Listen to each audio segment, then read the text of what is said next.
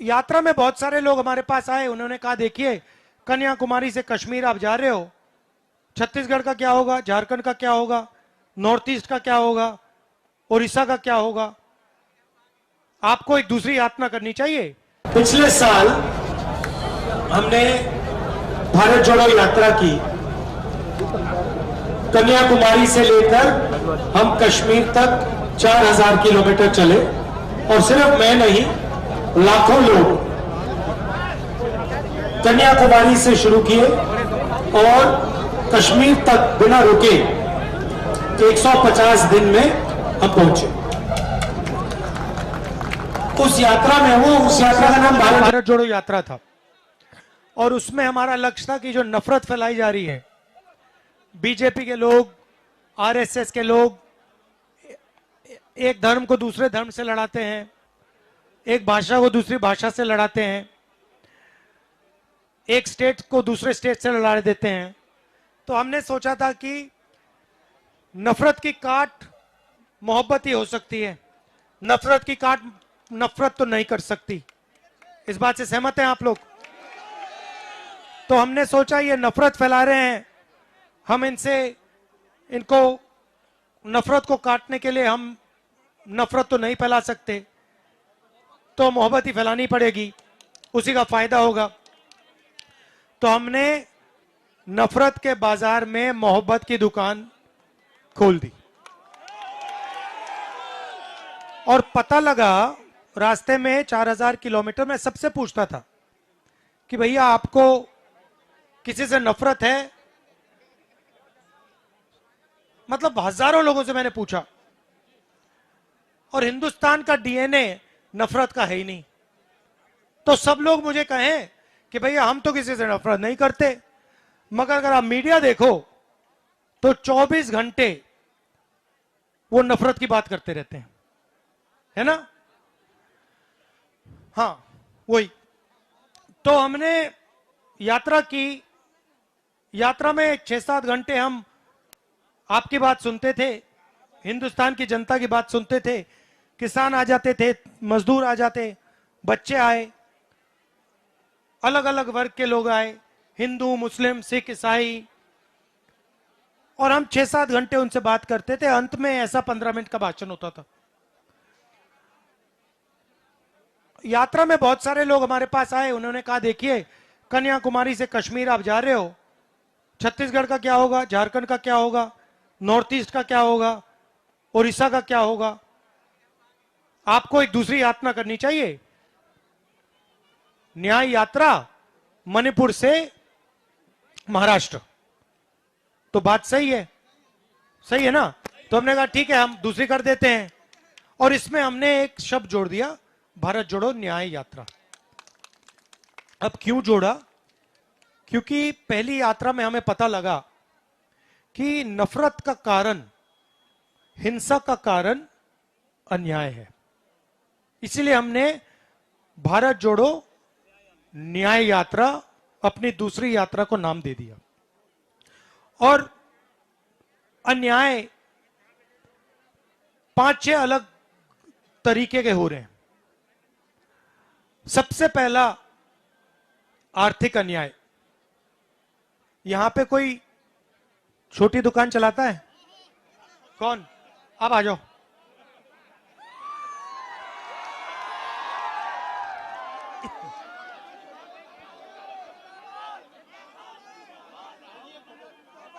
आ जाओ आ जाओ। आपका नाम क्या है? नाम क्या आपका? आइए गुप्ता जी, यहां बैठिए। अब देखिए गुप्ता जी आ गए, ठीक है। अब बात यह है, नहीं ठीक है, रिलैक्स। अब बात यह है गुप्ता जी, एक बात बताओ मुझे, आप छोटी दुकान चलाते हो, जीएसटी से आपको क्या हुआ? जीएसटी से कुछ भी लाभ नहीं हुआ। आपको मतलब जीएसटी से कोई ना कोई फायदा तो हुआ? अरे कुछ नहीं हुआ भाई। अच्छा, अब एक बात बताओ, नोटबंदी से आपको कोई फायदा हुआ होगा? बहुत नुकसान हुआ है उससे। मुझे समझाओ, जनता को समझाओ। नोट नहीं, छोटे दुकानदार को नोटबंदी से क्या नुकसान हुआ? बहुत नुकसान हुआ, लाइन लगना पड़ा। उसमें आपका टाइम जाया हुआ, टाइम जाया गया। तो ये जो दो योजनाएं हैं, इन्होंने छोटे दुकानदारों को नुकसान पहुंचाया, मजदूरों को नुकसान पहुंचाया, किसानों को नुकसान पहुंचाया, तो फायदा किसको हुआ? फायदा किसी को नहीं हुआ। अरे भाई, आखिरी बात आप नहीं समझे। फायदा फायदा अदानी जी को, अंबानी जी को, देश के सबसे 2-3 बड़े अरबपतियों को हुआ। Thank you brother. एक फोटो लो भैया पहले।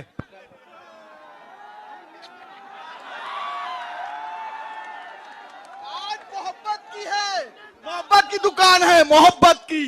बिल्कुल, थैंक यू।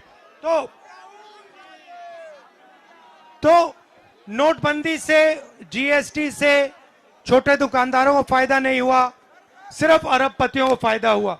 अभी कर रहे हैं। अब देखिए, देश में आज 40 साल से सबसे ज्यादा बेरोजगारी है। ये भैया एक मुझे मोबाइल फोन दो जरा। ये मोबाइल फोन कहां बना है? नहीं, ये भारत में नहीं बना है, ये चाइना में बना है। इस मोबाइल फोन को कौन सा अरबपति बेचता है? इसको 2-3 बड़े अरबपति बेचते हैं। इस मोबाइल फोन से चाइना के युवाओं को फायदा होता है और हिंदुस्तान के अरबपति को फायदा होता है। हिंदुस्तान के युवा को इस सेलफोन की फैक्ट्री में काम मिलने का मौका नहीं मिलता। अभी वापस देना है इसको, नहीं तो प्रॉब्लम हो जाएगी। तो हो क्या रहा है? चाइना का माल यहां सबसे बड़े अरबपति बेच रहे हैं, हिंदुस्तान में रोजगार पैदा नहीं हो रहा है। नरेंद्र मोदी जी नोटबंदी और जीएसटी जैसी पॉलिसीज, किसान कानून जैसी पॉलिसीज लेके जो हमारे छोटे बिजनेस वाले हैं, दुकानदार हैं, स्मॉल और मीडियम बिजनेस चलाते हैं, इनको सबको एक के बाद एक खत्म कर रहे हैं। आप कोई भी इंडस्ट्री देख लीजिए, चाहे वो सेलफोन की हो, हथियारों की हो, इंफ्रास्ट्रक्चर की हो, आपको एक बड़ा अरबपति उसमें मोनोपोली लिए बैठा दिखेगा। जो छोटे व्यापारी हैं, आप छोटे व्यापारी हो, तो जो छोटा व्यापारी है उसके लिए बैंक के दरवाजे बंद हैं। नीरव मोदी, ललित मोदी, अदानी, ये कितने भी पैसे का बैंक लोन ले सकते हैं, और फिर भैया अगर ले लिया और वापस नहीं देना तो वो भी ठीक है, वो भी माफ है। मगर अगर किसान कहे भैया मेरा माफ कर दो, तो उसको मार के भगाएंगे। तो ये हुआ आर्थिक अन्याय, बेरोजगारी, महंगाई, जीएसटी, नोटबंदी। अच्छा, एक और सवाल भैया, ये पीली शर्ट सुंदर आपने खरीदी, ये कितने की खरीदी? कितने की खरीदी यार? 1000 रुपए की देखो टी शर्ट खरीदी इन्होंने, ठीक है। इसमें आपने जीएसटी कितना दिया?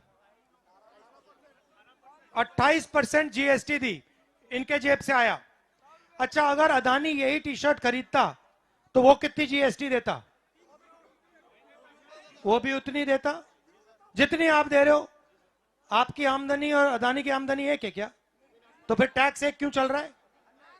अन्याय, अन्याय। और आपके जीएसटी का हो क्या रहा है?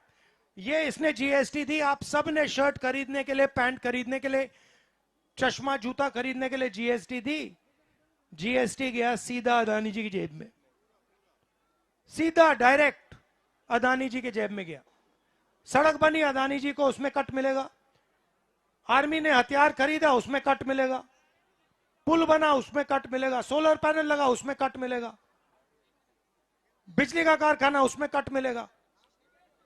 तो सारा का सारा फायदा ये 2-3-5 लोगों को मिल रहा है और पैसा आप लोग दे रहे हो। तो ये हुआ आर्थिक अन्याय।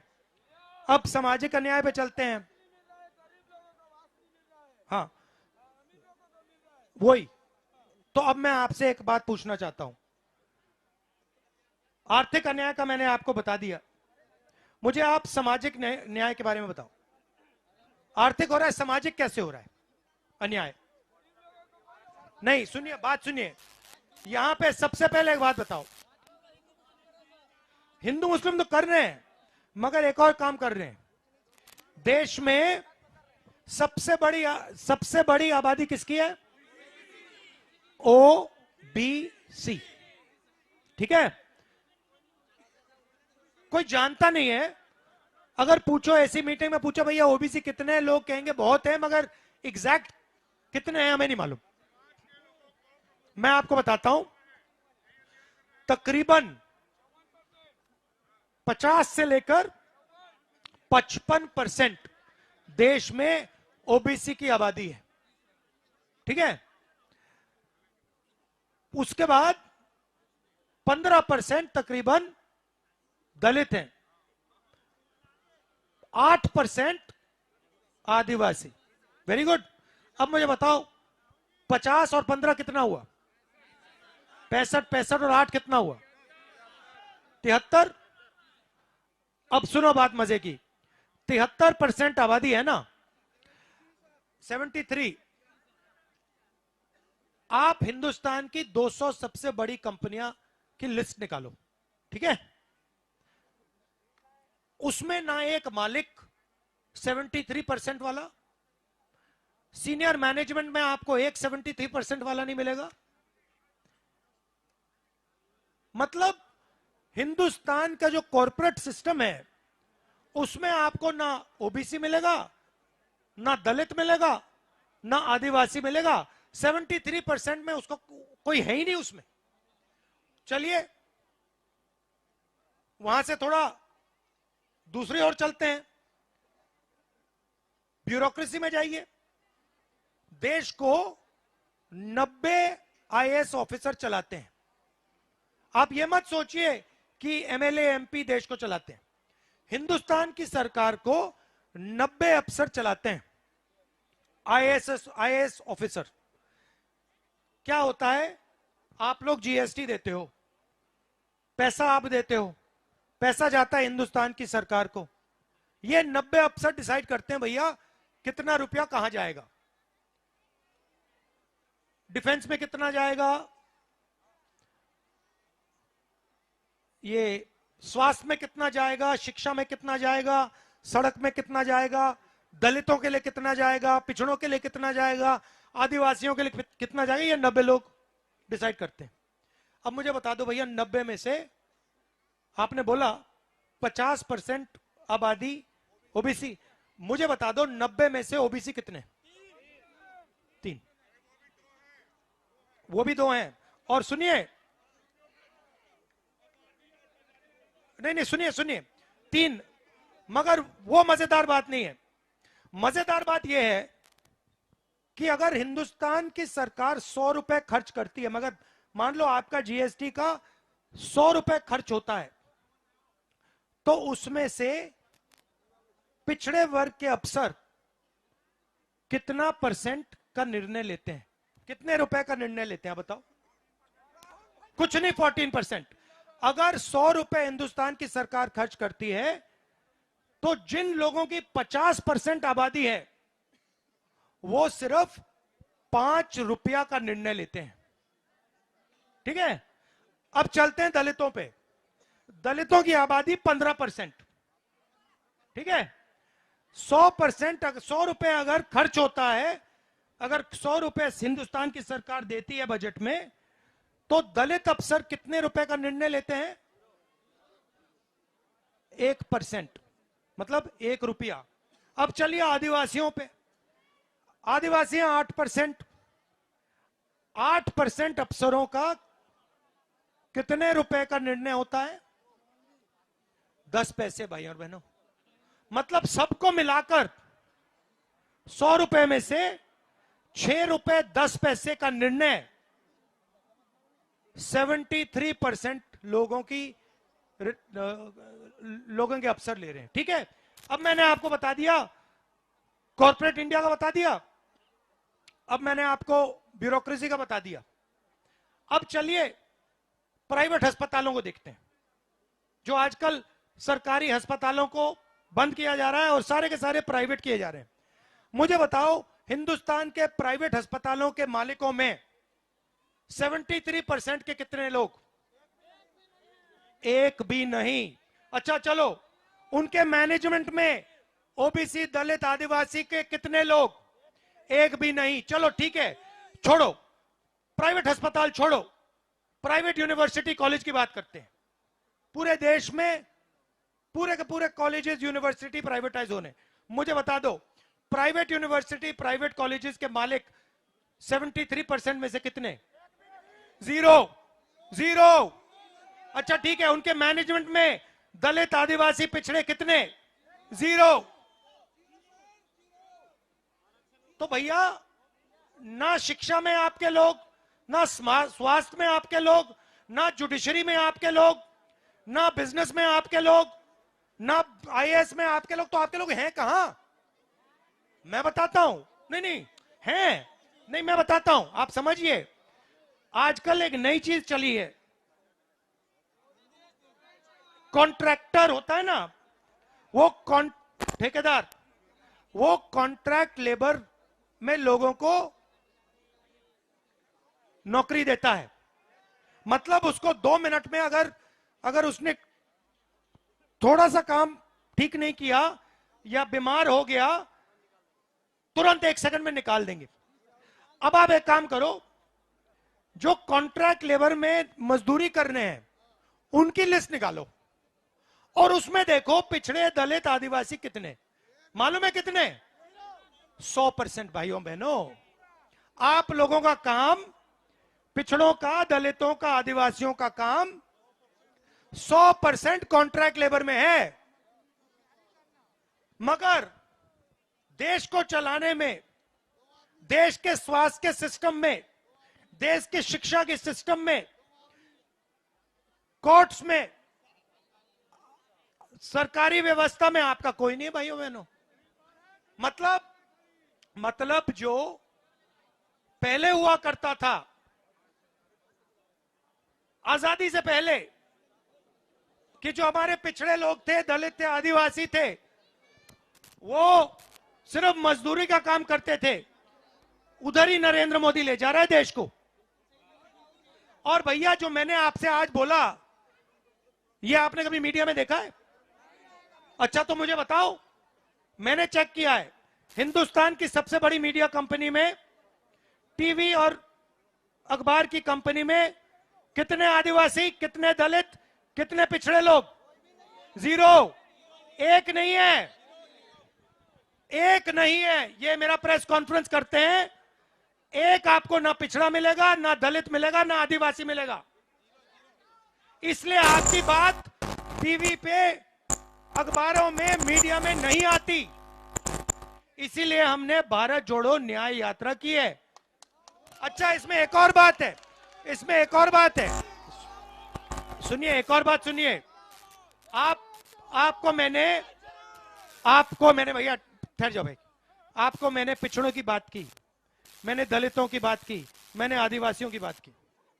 मुझे बताओ, अंबानी अदानी की कंपनी में गरीब जनरल कास्ट के कितने लोग काम करते हैं?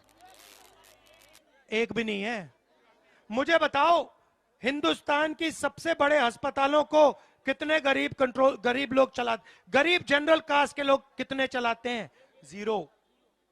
मतलब हिंदुस्तान में 1% का राज चल रहा है और 99% लोगों को यहां कुछ नहीं मिल रहा। अब जब मैंने ये जाति जनगणना की बात की कि भैया देश को पता लगाना है कि इसमें कितने पिछड़े, कितने दलित, कितने आदिवासी, कितने गरीब जनरल कास्ट के लोग और किसका कितना धन है,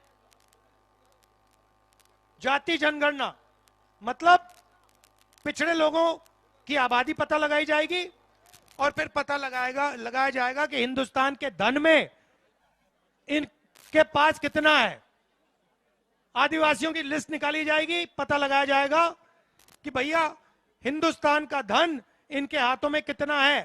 फिर जनरल कास्ट की लिस्ट निकाली जाएगी और उसमें कहा जाएगा भैया ये जनरल कास्ट के लोग हैं, ये हिंदुस्तान के गरीब जनरल कास्ट के लोग हैं और ये जो हैं अमीर जनरल कास्ट के लोग हैं। मतलब दूध का दूध, पानी का पानी हो जाएगा। मैडम, आपको कभी चोट लगी है? आप अस्पताल गई, जब आपको चोट लगी पहला काम डॉक्टर ने कहा एक्सरे कराओ, कहा था ना? ठीक है, तो हम कह रहे हैं कि समय आ गया है कि हिंदुस्तान का एक्सरे कराना है। जाति जनगणना हिंदुस्तान का एक्सरे है। इसमें सबको पता लग जाएगा कि भैया अडानी के पास कितना पैसा, आपका नाम क्या है, अडानी के पास कितना पैसा और मनदीप सिंह के पास कितना पैसा, पता लग जाएगा। दूध का दूध पानी का पानी हो जाएगा। अब नरेंद्र मोदी ये नहीं चाहते।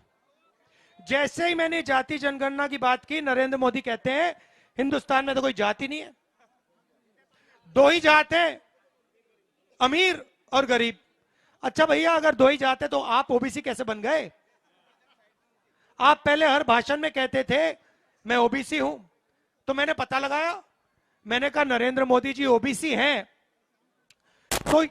तो ये जो पिछड़ों की मदद का काम है, दलितों की मदद का काम है, आदिवासियों की मदद का काम है, तो ये करवा क्यों नहीं रहा है?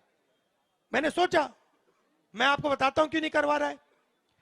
क्योंकि नरेंद्र मोदी जी जब पैदा हुए थे तो उनकी जो जात थी वो ओबीसी थी नहीं। वो ओबीसी पैदा ही नहीं हुए। वो ओबीसी कब बने? जब गुजरात में बीजेपी सरकार ने उनकी जाति को ओबीसी वर्ग में शामिल किया। मोदी जी की जाति क्या है? गांची, गांची, मोट गांची, गुजरात में। ये ओबीसी जात नहीं थी। इसको 2000 में बीजेपी की सरकार ने ओबीसी बनाया। इसका मतलब हिंदुस्तान के प्रधानमंत्री जाति जनगणना इसलिए नहीं कर रहे हैं क्योंकि ओबीसी है ही नहीं। वो है ही नहीं। वो एक्चुअली कहते हैं ओबीसी, उनको बैठाया गया है भाइयों और बहनों, उनको बैठाया गया है। वो ओबीसी नहीं है और वो ओबीसी का, पिछड़ों का, गरीबों का काम कभी नहीं कर सकते। ये सच्चाई है। और मैं आपको कह रहा हूं, मैंने मन बना लिया है, हिंदुस्तान में सामाजिक न्याय का सबसे बड़ा अगला कदम जाति जनगणना, और मैं इसको करके दिखाऊंगा। मैं छोड़ने वाला नहीं हूं। आप देख लेना, चाहे कुछ भी हो जाए, कुछ भी हो जाए। देखो, मैंने कहा था, मैं आपको कह रहा हूं, कुछ भी हो जाए, हिंदुस्तान में सामाजिक न्याय का सबसे क्रांतिकारी कदम, जैसे यहां पे पहले आजादी मिली, क्रांतिकारी कदम, उसके बाद हरी क्रांति हुई, क्रांतिकारी कदम, उसके बाद सफेद क्रांति हुई, क्रांतिकारी कदम, उसके बाद बैंक नेशनलाइजेशन, प्रिवी पर्स हटाए गए, क्रांतिकारी कदम, उसके बाद लिबरलाइजेशन, क्रांतिकारी कदम। वैसे ही जाति जनगणना क्रांतिकारी कदम है। इसके बाद हिंदुस्तान की राजनीति हमेशा के लिए बदल जाएगी, क्योंकि पिछड़ों को पता लग जाएगा कि हमारी हिस्सेदारी कितनी है, दलितों को पता लग जाएगा हमारी हिस्सेदारी कितनी है, आदिवासियों को पता लग जाएगा हमारी हिस्सेदारी कितनी है, और गरीब जनरल कास्ट के लोगों को पता लग जाएगा हमारी हिस्सेदारी कितनी है। और ये जो अन्याय हो रहा है, उस दिन के बाद पूरे देश को पता लग जाएगा, भैया यहां पे 2% को सारा का सारा धन मिल रहा है, मैं यहां पे अपना खून पसीना दे रहा हूं, मैं छोटी दुकान चला रहा हूं, मैं मजदूरी कर रहा हूं, मैं खेती कर रहा हूं, मुझे यहां कुछ नहीं मिल रहा। यह साबित हो जाएगा बस। और उसके बाद देश की सच्चाई सबके सामने, बिल्कुल सामने क्लियर हो जाएगी। अब मोदी जी इसको रोकने की कोशिश कर रहे हैं, बीजेपी के लोग, आरएसएस के लोग इसको रोकने की कोशिश कर रहे हैं। 24 घंटा ये क्या कर रहे हैं आप समझो। जब किसी की जेब काटनी होती है, सबसे पहले क्या करते हैं, मैं दिखाता हूं आपको, आप ऊपर आ जाओ, आ जाओ। Welcome to K Mall, a premium project by Kaleen Group. K-Mall is in the heart of Kolkata's electronic, garment and lifestyle hub, Khidirpur. K-Mall, which is designed as a world-class mall, is the outcome of endless effort of our experts, combined with modern superb techniques and new age design. Book now